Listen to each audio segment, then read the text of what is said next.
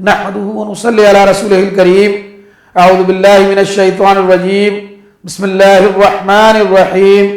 کنتم خیر امت اخرجت للناس تأمرون بالمعروف وتنہون عن المنکر وتؤمنون باللہ صدق اللہ العظیم۔ اب دنیا میں وہ بہترین گروہ تم ہی ہو جسے انسانوں کی ہدایت و اصلاح کے لیے میدان میں لایا گیا ہے۔ تم نیکی کا حکم دیتے ہو، بدی سے روکتے ہو اور اللہ پر ایمان رکھتے ہو۔ ناظرین اکرام، گزشتہ دنوں ہم نے اپنی گفتگو میں یہ بات رکھنے کی کوشش کی تھی کہ مراسم عبودیت یعنی نماز، روزہ، حج اور زکوٰۃ ایک اقامت دین کے سپاہی کے اندر کس طرح تقوی، اجتماعیت، وقت کی پابندی اور ایک مسلمان کا جو درد ہے، تکلیف ہے، اس کا احساس پیدا کرتے ہیں۔ آج ہم دیکھیں گے کہ یہ مراسم عبودیت کیسے امر بالمعروف و نہی عن المنکر کے عظیم کام کے لیے ہمیں تیار کرتے ہیں۔ نماز کو اگر لیں تو مسجدوں کے میناروں سے جب مؤذن اللہ اکبر کی صدا بلند کرتا ہے تو مومن اور کافر کا فرق واضح ہو جاتا ہے، کیونکہ مومن اس صدا پر لبیک کہتا ہوا مسجد کی جانب رخ کرتا ہے، گویا کہ علی الاعلان وہ امر بالمعروف کر رہا ہوتا ہے۔ اور اس کی مثال بڑی اچھی ہم لے سکتے ہیں کہ جہاں نظام صلاح قائم ہو اور وہاں پر اذان ہو جائے، دکانیں بند ہو جائیں، کاروبار بند ہو جائیں، اور دو قسم کے لوگ ہمیں نظر آئیں گے،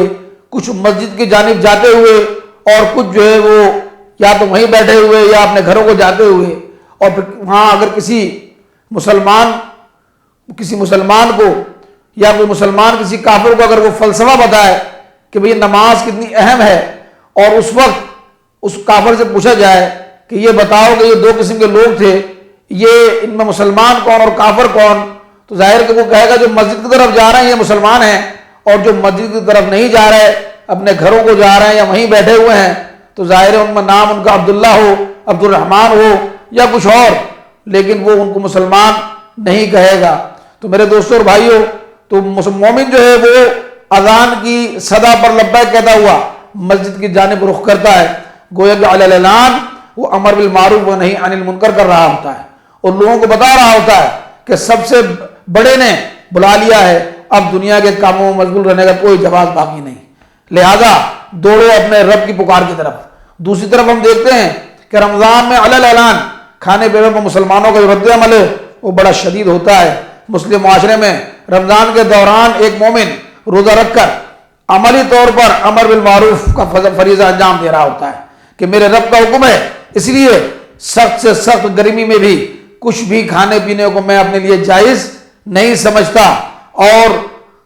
جب ہم دیکھتے ہیں کہ اگر کوئی مسلم معاشرے میں رمضان کے دنوں میں باہر کھاتا ہوا پیتا ہوا نظر آ جائے تو فوراً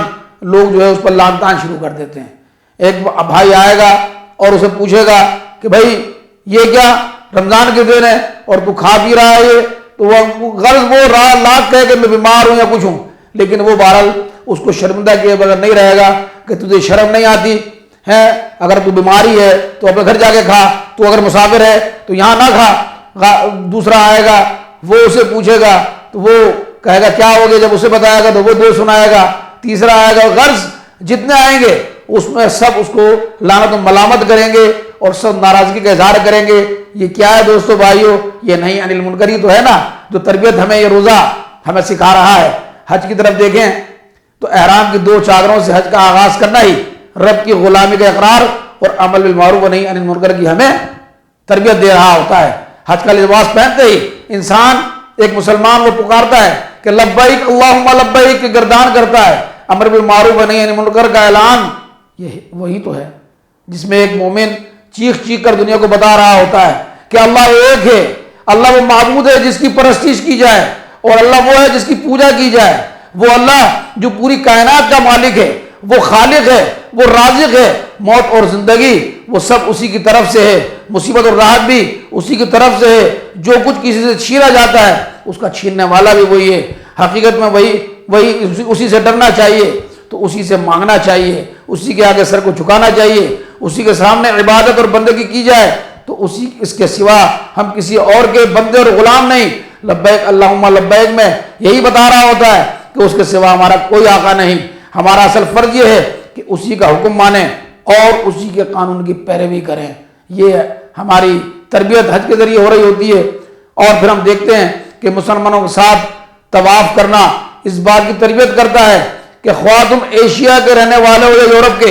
امریکہ کے رہنے والے ہو یا افریقہ کے، آسٹریلیا کے رہنے والے ہو یا دنیا کے کسی بھی خطے کے، تم سب کا مرکز ایک ہی ہے. لہذا آپس کے اختلافات کو بھلا دو،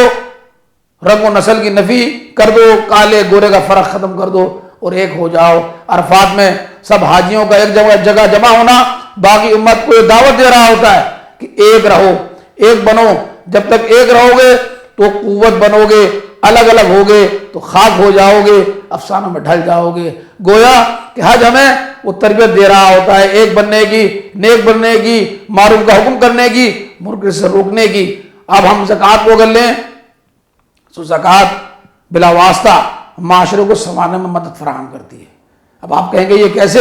میرے دوستوں اور بھائی، وہ اس طرح کہ جب مسلمان اپنے مال کی زکوٰۃ نکال کر اپنے دوسرے مسلم بھائی کو دے رہا ہوتا ہے تو ضرورت مند بھائی کی ضرورت پوری ہو رہی ہوتی ہے.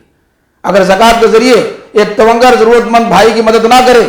تو معاشرے میں بگاڑ پیدا ہونا شروع ہو جاتا ہے. چوری چکاری، بے ایمانی اور اس قسم کی دوسری معاشرتی برائیاں معاشرے میں سرایت کر جاتی ہیں. گویا کہ اگر زکوٰۃ کا باقاعدہ نظام موجود ہو اور اس پر پوری دیانتداری کے ساتھ عمل درآمد کیا جائے تو معاشرتی برائیوں کو روکنے اور اچھائیوں کو پھیلانے میں مدد ملتی ہے. عمر بن عبدالعزیز رحمۃ اللہ علیہ کا دور اس کی بہترین مثال ہے. اللہ سبحانہ و تعالیٰ سے دعا ہے کہ ہمیں اس کے عمل کی توفیق عطا فرمائے. وصلی اللہ علی نبینا محمد وعلی آلہ وصحبہ اجمعین. اللہم صلی علی سیدنا محمد وعلی آلہ وصحبہ وسلم. اللہم صلی علی سیدنا محمد وعلی